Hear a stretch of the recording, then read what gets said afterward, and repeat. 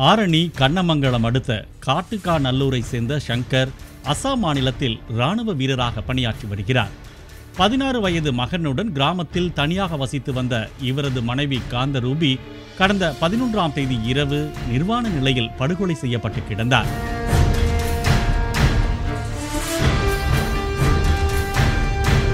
பீரோவில் இருந்த 50 சவரன் நகை மற்றும் காந்தரூபி அணிந்திருந்த 20 சவரன் நகை உட்பட 70 சவரன் நகையும் 50,000 ரூபாய் பணமும் கொள்ளையடிக்கப்பட்டிருந்ததாக உறவினர்கள் தெரிவித்தனர்.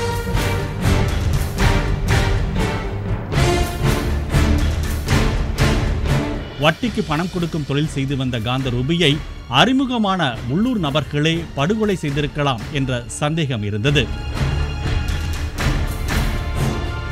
இந்நிலையில் கொலை தொடர்பாக அருகாமை கிராமத்தை சேர்ந்த 2 இளைஞர்களை கைது செய்துள்ள போலீசார் அவர்கள் பாலியல் பலாத்காரத்தில் ஈடுபடவில்லை எனவும் 13 சவரன் நகை மட்டுமே கொள்ளையடிக்கப்பட்டதாகவும் தெரிவித்துள்ளனர்.